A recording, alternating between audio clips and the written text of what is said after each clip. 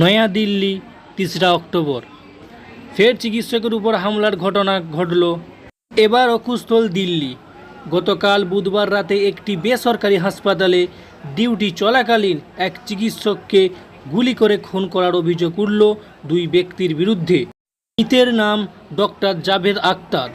Police গোটা ঘটনায় তদন্ত শুরু করেছে, তবে এখন পর্যন্ত দোষীদের কোনো হদিশ পায়নি পুলিশ।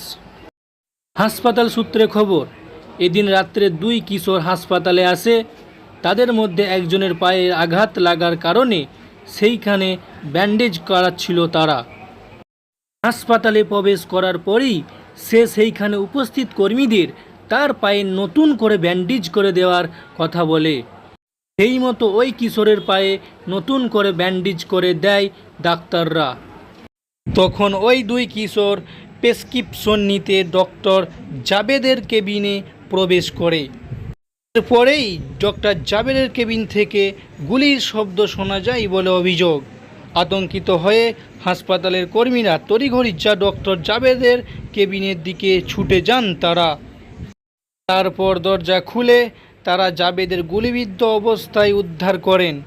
ঘটনাস্থলেই ডক্টর জাবেদ মৃত্যু হয়। হাসপাতাল সূত্রে জানা গিয়েছে, ওই কিশোর তার আগের দিন অর্থাৎ মঙ্গলবার পায়ের আঘাত নিয়ে হাসপাতালে চিকিৎসার জন্য আসে। সেখানেই তার প্রাথমিক চিকিৎসা করে পায়ে ব্যান্ডেজ করে দেওয়া হয় বলে জানানো হয়েছে। পুলিশ গোটা ঘটনায় তদন্ত শুরু করেছে, তবে কী কারণে এই ঘটনা ঘটল তা এখনও পরিষ্কার নয়। এখনও পর্যন্ত দোষীদের কোনো হদিশ পাওয়া যায়নি। পুলিশ ইতিমধ্যেই হাসপাতালের সিসি ফুটেজ খতিয়ে দেখে খোঁজের তল্লাশি চালাচ্ছে পুলিশ। সম্প্রতি আরজিকর মেডিকেল কলেজের হাসপাতালের এক তরুণী চিকিৎসককে ধর্ষণ করে খুনের ঘটনার পর রাজ্যসহ দেশ জুড়ে দেখা গিয়েছিল প্রতিবাদের ঝড়।